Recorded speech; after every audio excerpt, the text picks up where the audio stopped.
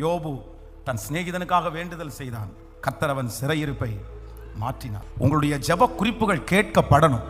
பிள்ளை எந்த காரியத்திற்காய் உடைஞ்சு போய் கேட்கிறாங்களோ அவர் ஜெபத்தை கேட்கிற தேவன், அவர் ஜெபத்தை கேட்கிற தேவன். ஆனா நீங்க ஜெபிக்கிற ஜெபத்தை கர்த்தர் கேட்பாரு.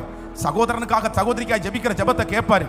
ஆன்லைன்ல இருக்கிற பிள்ளைகள் அவங்களுக்காக நீங்க ஜெபம் பண்ணுங்க. அவங்க முகத்தை நம்ம பார்க்கல, ஆனா கர்த்தர் அவர்களுக்கு ஒரு அற்புதம் செய்யணும். சாட்சி எழுமணும், சாட்சி சொல்லணும், சாட்சி சொல்லணும். தகப்பனே தகப்பனே, அப்பா என் பிரதருக்குள்ள என்ன ஜெபக்குறிப்பு இருந்தாலும், என் சிஸ்டருக்குள்ள என்ன ஜெபக்குறிப்பு இருந்தாலும், என் தாய் தகப்பனுக்குள்ள, என் மகளுக்குள்ள எத்திருந்தாலும், இப்போ வானம் திறக்கிற தெய்வம், சத்தத்தை கேட்கிற தெய்வம். தேவனுடைய ஜனங்கள் வீட்டார் அப்படியே ஜெபிச்சிட்டு இருக்கும் போது சிறைச்சாலையில இருந்த ஆண்டவரே பேதுருவை தட்டி எழுப்பி கொண்டு வந்தீங்களே, நாங்க இங்க ஜெபிப்போம், அங்க அற்புதம் நடக்க போகிறதற்காய் 1000 கிலோமீட்டர் தாண்டிய அற்புதம், 1,00,000 கிலோமீட்டர் தாண்டிய அற்புதம், சபையில அற்புதம் நடக்கிறதற்காய் ஸ்தோத்திரம் ஸ்தோத்திரம் ஸ்தோத்திரம்.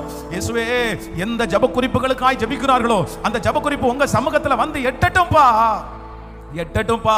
நீர் ஜெபத்தை கேட்கிற தெய்வம், நீர் ஜெபத்தை கேட்கிற தெய்வம். அந்த விஷயத்துல இப்பொழுது அவர்களுக்கு நீர் நீதி செய்யுங்க ஆண்டவரே, நீதி செய்யுங்க ஆண்டவரே. ஒரு வார்த்தை எங்க பிள்ளைகளை பார்த்து சொல்லுங்க, எப்பாத்தா அப்படின்னு சொல்லுங்க, திறக்கப்படுவாயாக என்று சொல்லுங்க ஆண்டவரே.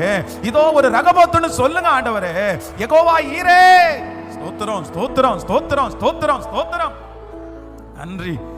ஒவ்வொருவருக்கும் ஒரு அற்புதம் செய்ய போகிறதற்காய் கரங்களை தட்டி கர்த்தருக்கு ஒரு மகிமை செலுத்தலாம்.